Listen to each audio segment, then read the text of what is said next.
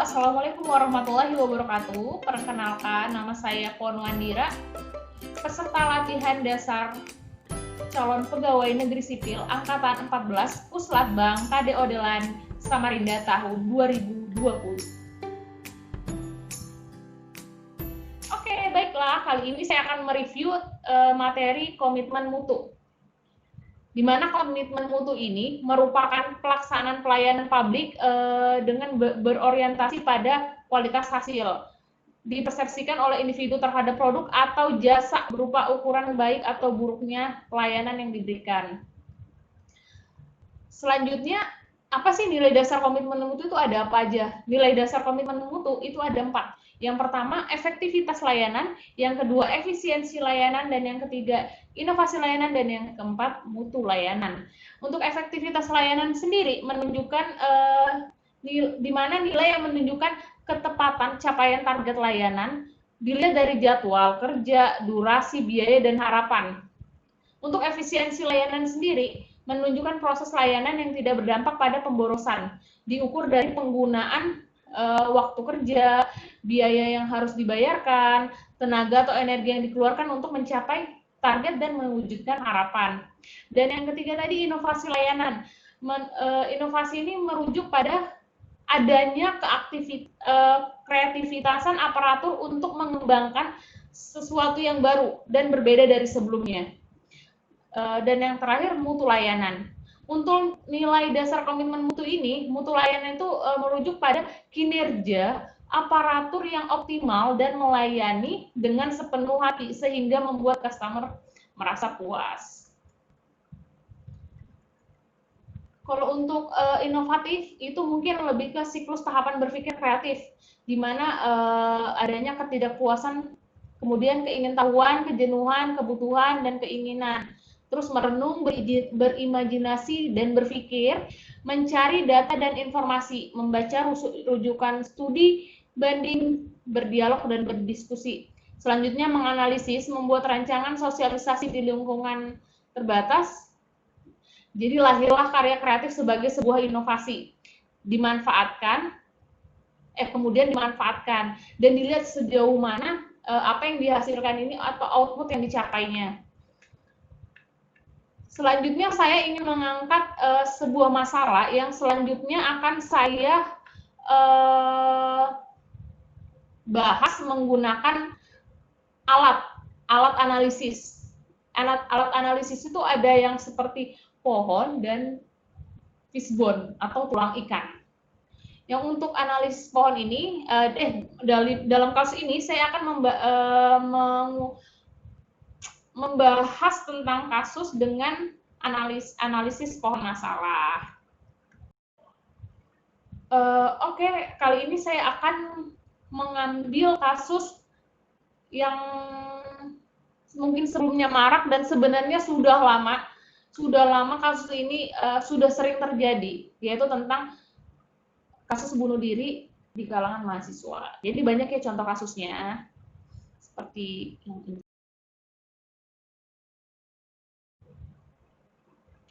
Oke, untuk analisis pohon ini di kasus bunuh diri mahasiswa, jadi dia seperti ranting ya, yang bercabang. Jadi untuk pohon ini ada yang bagian ke atas dan ada yang ke bawah. Jadi kalau yang mau saya jabarkan di sini, untuk cabang yang di atas ini akan membahas tentang akibat dari kasus ini, dan yang di bawah akarnya adalah akar permasalahan atau yang menjadi penyebab. Ada ekonomi, ada psikologis, ada sosial. Untuk ekonomi sendiri mungkin dari masalah ini bisa diangkat atau dibahas mungkin dari sisi krisis ekonomi atau beban uang kuliah. Dan yang untuk psikologisnya depresi, kurangnya motivasi, skripsi ditolak, dosen sibuk atau yang susah ditemui, dan yang selanjutnya kemampuan akademis dari si korban. Selanjutnya ada dari sisi sosial.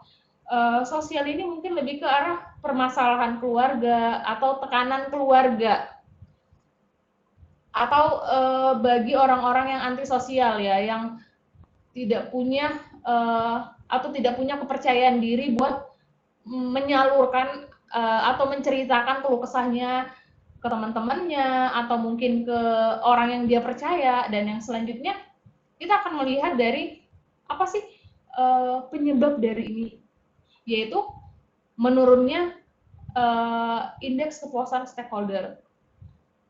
Ada hubungan mahasiswa dengan dosen kurang harmonis, nama institusi tercoreng, trauma mendalam, dan pesimisme. Selanjutnya, apa nilai komitmen yang bisa apa nilai komitmen mutu pada setiap kegiatan pada kasus tersebut? Yang pertama mungkin kalau tadi ekonomi bisa kita ambil secara umum, itu bisa dengan pemberian beasiswa khusus untuk mahasiswa kurang mampu, dan yang sosial dengan pembentukan kelompok mahasiswa tingkat akhir. Mungkin dari pembentukan kelompok ini nanti ada semacam sharing, entah sharing knowledge atau sharing tentang semua cerita yang memang pengen mereka ceritakan ke teman-teman mereka. Ada teman berbagi, ada teman cerita. Dan yang selanjutnya, sisi psikologi, mungkin kita bisa membuka layanan bimbingan dan konsultasi bagi mahasiswa secara gratis. Ini untuk tingkat perguruan tinggi. Terus nilai komitmen mutu pada setiap kegiatannya apa? Untuk ekonomi sendiri, tadi ada kita bisa lihat mungkin di inovasinya, di mana membuat kebijakan dengan memberikan beasiswa pada mahasiswa yang kurang mampu, terwujud karena adanya dorongan kebutuhan ya, di mana beasiswa menjadi produk untuk menjawab kebutuhan pelanggan yang mengalami kendala dalam hal ekonomi. Pelanggan di sini yaitu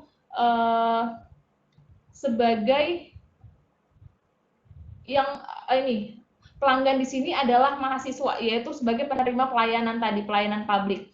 Selanjutnya, nilai komitmen mutunya dari efektivitas, yaitu di mana pemerintah melalui instansi terkait mencapai target yang direncanakan, yaitu meningkatkan mutu pelayanan tadi. Selanjutnya untuk sosial inovasinya yaitu pembentukan kelompok tadi. Pembentukan kelompok di sini hadir ya karena dorongan kebutuhan akan kelompok untuk mahasiswa tingkat akhir, di mana dengan adanya kelompok ini dapat menjadi tempat sharing antar mahasiswa. Dan selanjutnya efisiensi, memanfaatkan SDM yang ada untuk mencapai tujuan direncanakan. Selanjutnya sisi psikologis, dari komitmen mutu efektivitas, dalam hal ini badan atau unit yang ditunjuk untuk memberikan layanan konseling bagi mahasiswa dapat menjadi wadah bagi mahasiswa dalam membantu mengurangi permasalahan psikis di lingkungan pendidikan tinggi. Selanjutnya untuk inovasi, adanya kebutuhan akan layanan konseling di lingkungan pendidikan merupakan wujud dari dorongan akan kebutuhan layanan konseling di tengah krisis psikologis bagi mahasiswa. Sehingga dapat disimpulkan, aktualisasi nilai dasar komitmen mutu dalam pelaksanaan tugas aparatur akan mendorong terciptanya iklim atau budaya kerja unggul yang dapat menumbuhkan keberanian untuk menampilkan kreativitas dan inovasi. Dengan demikian, pergeseran orientasi kerja diarahkan untuk memotivasi aparatur mengubah mindset menuju layanan yang bermutu. Sehingga setiap aparatur mesti memiliki sense of quality dan bersemangat belajar tinggi, sehingga menimbulkan keberanian berpikir alternatif, berani bertanya, dan bahkan berbeda pendapat demi untuk kebaikan dan kemajuan bangsa dan negara dalam menghadapi globalisasi. Sekian penyampaian review materi tentang komitmen mutu dari saya.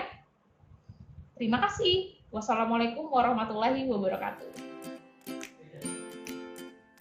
Oke, cukup sekian penyampaian materi dari saya. Terima kasih. Wassalamualaikum warahmatullahi wabarakatuh.